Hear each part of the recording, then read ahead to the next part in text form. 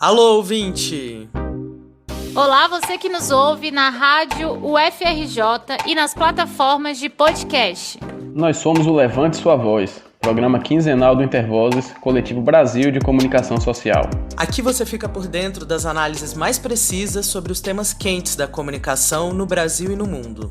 Um programa com diferentes sotaques e contribuições de todo o país. Eu sou a Gisele Mendes. Eu sou a Tamara Terço. E aqui quem fala é Alex Ercog. E o Levante Sua Voz já começou. Contra todas as violações, contra todas as opressões, levante a sua voz.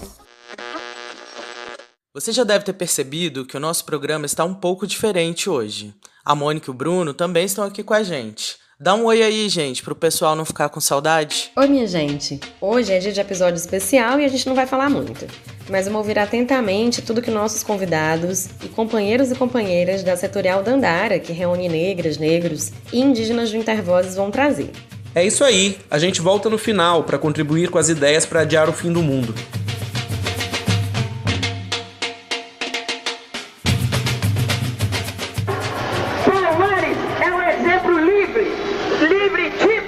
De uma nacionalidade brasileira que ainda está por se constituir, nacionalidade esta onde negros, brancos e mulas neste momento, lutando para que este país se transforme efetivamente numa democracia.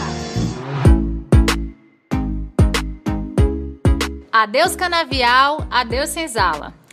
Essa que você acabou de ouvir é a Lélia Gonzalez, antropóloga, intelectual brasileira e uma das fundadoras do Movimento Negro Unificado.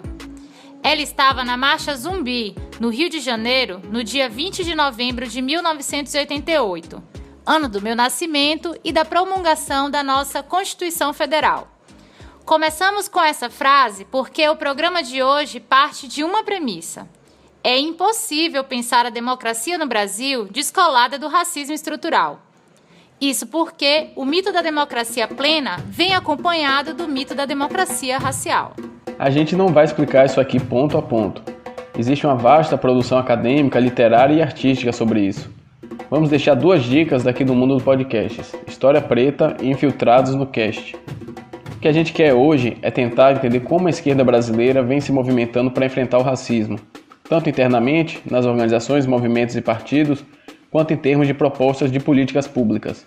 Apesar de 55,8% da população brasileira se autodeclarar preta ou parda, a falta de representatividade na política é um dos obstáculos para a implementação de políticas públicas voltadas para essa parcela da população e para o enfrentamento ao racismo.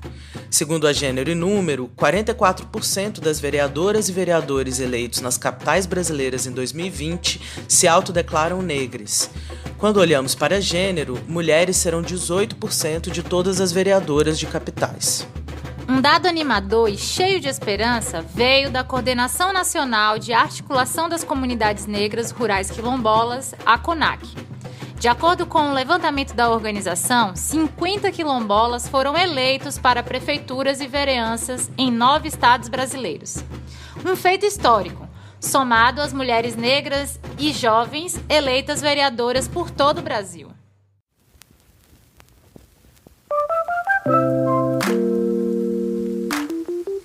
Palmas é a capital com maior porcentagem de vereadoras e vereadores negros do país.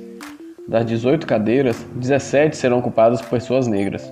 Aqui em Salvador, a capital mais negra do Brasil, 70% da Câmara Municipal será formada por negras e negros.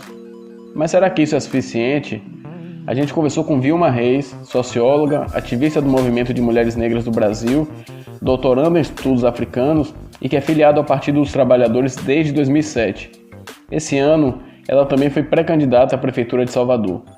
Vilma, como é que você percebe que os partidos, especialmente aqueles de esquerda, têm lidado com a questão racial no Brasil? Nós entendemos que os partidos e o sistema político brasileiro, ele cumpre uma tarefa que é exatamente do negacionismo e, obviamente, que a direita brasileira não nos prometeu nada, mas para a esquerda, os partidos de esquerda, a gente não aceita esse negacionismo da escravização, essa tentativa de colocar todo o esforço e o trabalho secular dos movimentos negros brasileiros como nesse lugar reducionista do identitarismo e outras desonestidades políticas que a gente tem vivenciado. Nós, enquanto esquerda negra feminista, nós que somos da maré negra feminista, nós que afirmamos que enquanto houver racismo não haverá democracia, nós que organizamos a Marcha de Mulheres Negras em 2015 no Brasil, nós marchamos com 100 mil mulheres e todos os milhões, nós somos 50 milhões no país, e todas nós que estávamos nessas frentes de luta, né, nós não podemos aceitar esse debate desonesto. Ainda que não seja o ideal, as eleições deste ano mostraram um avanço significativo de candidaturas comprometidas com a luta antirracista. Na sua opinião, o que precisamos fazer para que em 2022 a luta antirracista esteja ainda maior e mais presente na política institucional, se convertendo em políticas públicas efetivas? Nós temos um sistema político multipartidário, que hoje nós temos cerca de 35 partidos em funcionamento, portanto, eles têm alguma representação parlamentar no Congresso brasileiro, todos esses 35 partidos com acesso ao fundo eleitoral, e a arguição que a nossa companheira Benedita da Silva fez, depois de toda a nossa movimentação política, desde o Agora é Ela, as juntas, as mandatas coletivas, a gabinetona, todas as ações políticas, até as companheiras irmãs amazônidas, né? As lideranças indígenas, nossas parentes, né? Principalmente as mulheres, Sônia Guajajara, Célia Chacriabá, né? Alessandra Munduruku.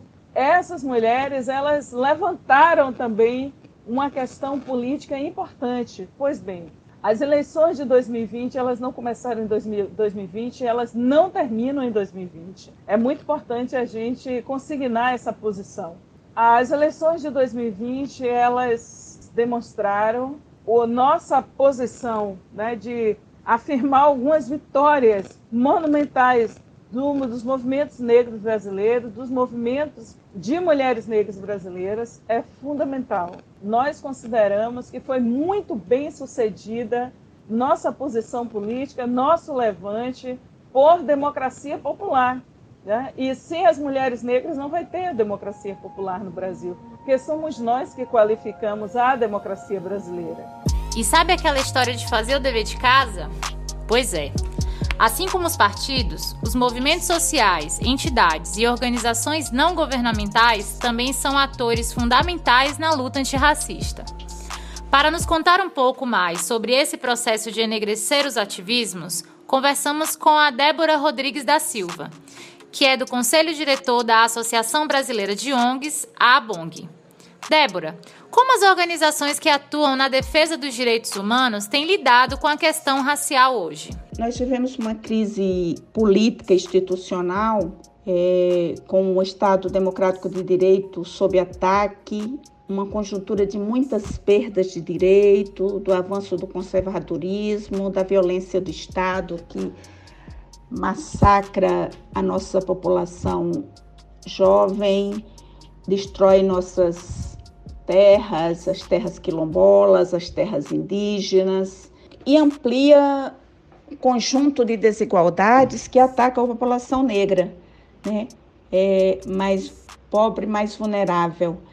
Então, esse contexto, ele tem provocado um deslocamento importante na atuação das organizações da sociedade civil, que atuam na defesa de direito. Essas organizações, elas se veem desafiadas a apoiar e fortalecer a luta antirracista e pautas defendidas pelo movimento negro, né? Esses movimentos, eles historicamente colocaram esse desafio, mas no contexto atual, essa pauta ela fica mais premente, porque não dá mais para a gente dizer que a questão racial é uma pauta menos importante do que a pauta econômica.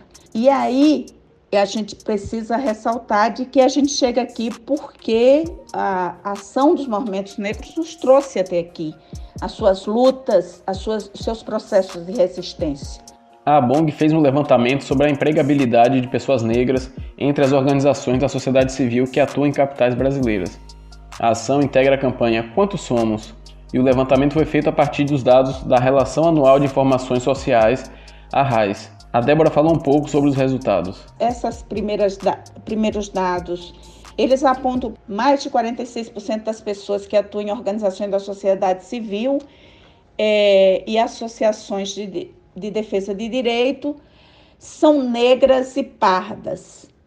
Mas essas são maioria em funções que exigem menos grau de escolaridade, o que indica maior dificuldade de ascensão profissional e, por consequência, tempo de permanência em uma mesma organização. Essas pessoas ganham menos que as pessoas brancas, em uma média de 27,7% menos do que as pessoas brancas, certo? Então, como essa pesquisa é uma das ações que a gente está fazendo num processo da campanha de empregabilidade de pessoas negras, essa pesquisa é para nos ajudar a pensar caminhos, para ajudar a provocar reflexão dentro das nossas organizações. O que eu aprendi com esses anos todos de caminhada jornalística, para chegar a esse momento, estar com essas colegas, para discutir a questão racial, é que as empresas, os organismos, as instituições precisam ter um olhar para os negros também no Brasil. A população não negra precisa ter um olhar em relação ao negro. Com trabalho, com estudo, nós vamos construir uma nação. Me desculpem, eu vou para os depoimentos finais. A fala emocionada do jornalista Heraldo Pereira, que você acabou de ouvir, é de um dia importante para a história da comunicação no Brasil. Em 3 de junho de 2020, 6 jornalistas negros apresentaram um programa na Globo News sobre racismo. Mas isso só aconteceu porque no dia anterior o mesmo canal fez uma análise dos protestos antirracistas nos Estados Unidos exclusivamente com jornalistas brancos.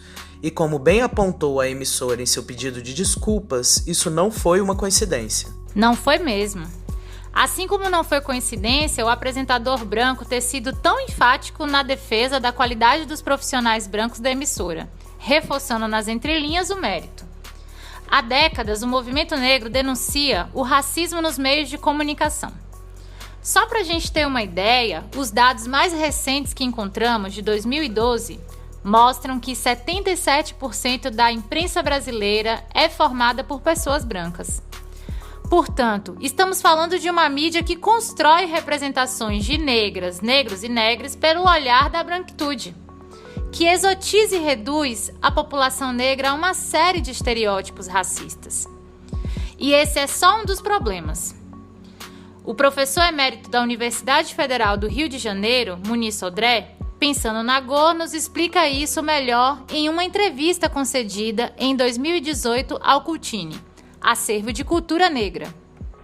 A mídia é hoje, os jornais primeiro, depois a rádio, a televisão, hoje a internet, eu chamo tudo isso de mídia.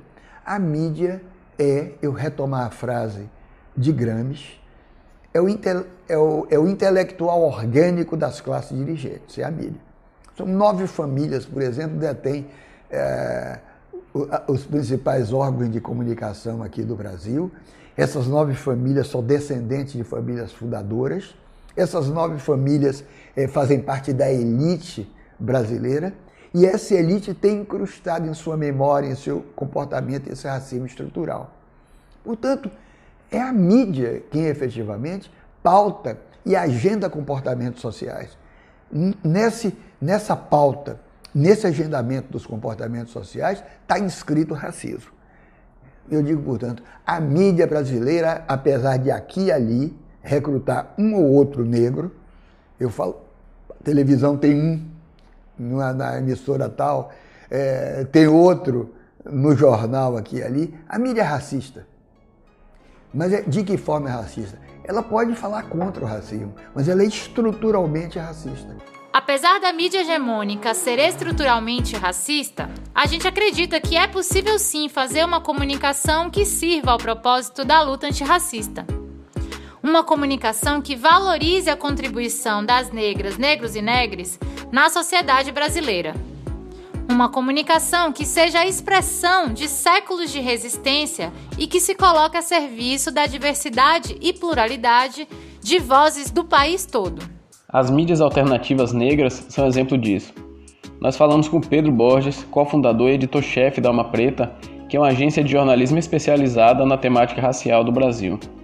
Pedro, fala pra gente como é que a comunicação pode contribuir para a luta antirracista e para uma própria esquerda antirracista. Cara, primeiro que eu já acho que quem é esquerda mesmo é a gente, tá ligado? Eu acho que a gente faz, assim, a esquerda ser esquerda. Eu acho que o movimento negro, a mídia negra, as nossas provocações, muitas vezes a gente traz a esquerda para o lugar dela, né? Deveria ser esquerda. Que em muitos momentos é um grupo que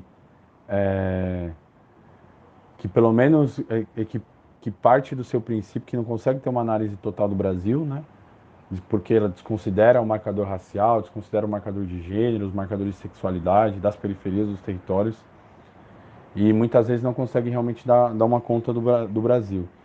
Então eu acho que, assim, uma mídia progressista feita por pessoas brancas, ela tem que muito se inspirar e ouvir, conhecer o trabalho da imprensa negra, o trabalho da mídia negra, entender o porquê e como a gente faz a nossa cobertura, porque beber um pouco da nossa fonte é uma forma de transformar essa comunicação em realmente antirracista, em realmente anticapitalista, em realmente inclusiva e com um propósito de transformação social.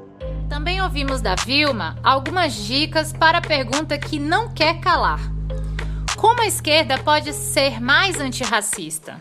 É importante a gente dizer que em espaços coletivos como o Fórum Marielles, como a Frente Nacional de Mulheres Negras Candidatas, nos coletivos nacionais que já existiam, como as juntas, né? As mandatas, todos esses espaços de pertencimento político, nós precisamos manter a mobilização e todas as discussões, que muita coisa não está resolvida no interior dos partidos, né? Ainda há reações a essas proposições que nós fizemos, ainda enfrentamos muitas iniquidades, assimetrias brutais na divisão do fundo partidário, o tempo que demorou desses recursos saírem. Tudo isso agora é fruto para debate dentro das nossas próprias organizações partidárias, e esse é um debate que interessa a quem está militando nos partidos e quem não milita nos partidos, né?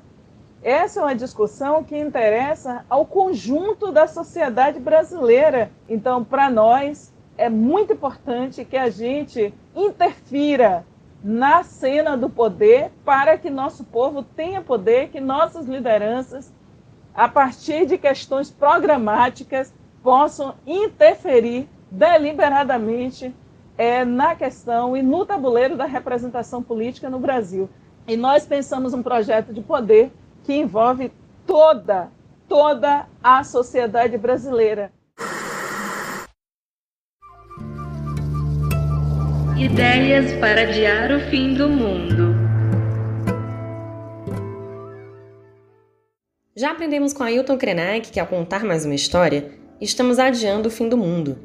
Então hoje, nossa ideia para empurrar o céu são as histórias contadas em versos da palavreira e escritora poeta de Brasília, Tatiana Nascimento. Corta essa imagem, finda essa viagem de sepultura náutica para carregar minhas ancestrais, corta essa imagem, finda essa viagem de tumba trágica para os meus ancestrais, corta sua viagem, fim dessa imagem de catacumba exótica, zoológica, para agradar ensinar, compassionar seus ancestrais. Fim dessa viagem. Corta essa imagem de mortalha nostálgica a serviço das suas ancestrais, que a minha língua preta é mágica, minha língua preta é mágica, naufraga a memória torta na calunga funda dessas lembragens, é tudo paragem, quer me impedir caminhar, congela o frame na iaiá, quer impedir eu de me olhar, mas eu nasci foi pra dançar, eu nasci pra voar. Quer impedir eu de me amar, quer me afogar no mar, que é a minha casa, me assombrar da noite, que tem a minha face. Não tem disfarce, blackface é beck açoite. Corta. Esse foi o poema Claquete, do livro Lundu, lançado em 2016 pela poeta. Não sei pra vocês, mas pra mim esse poema traz muito nitidamente um dos aspectos que a gente abordou hoje: o racismo na mídia e os impactos nocivos das representações estereotipadas das culturas e vivências negras. Concordo com você, Bruno. E eu tava lembrando aqui do Islã das Minas, essa batalha poética que abre espaço para que as histórias de mulheres sejam contadas. A Gabriele Nunes, a Gabs, poeta do Rio de Janeiro, foi vencedora do Islã Grito Filmes 2017 com essa pedrada. Ouve só um trecho. E os manos sempre diz que são todo errado. E aí quer pagar de aliado, mas vocês têm que entender nosso lado. Nós não atura papo de mandado, porque o papo não faz curva. Aqui o papo é reto. Você vai se arrepender de me fazer de objeto. Eu não tô aqui pra fazer seu membro ficar ereto. Não se esqueça, aqui é muita treta. Se teu pau é Ku Klux Klan, minha buceta é Pantera Negra. É que eu não aguento mais. Será que um dia tem paz ou será sempre mais um jaz? No cais, sinto horror do valongo, quilombo do é o combo do meu horror, mas você não me parou.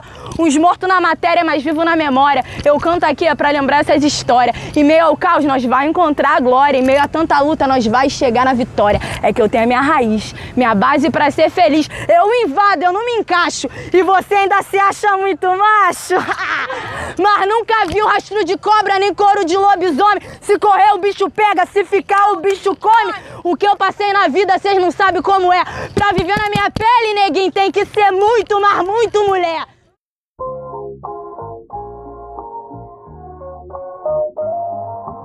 A gente termina aqui mais um Levante Sua Voz, uma produção do Intervozes, Coletivo Brasil de Comunicação Social.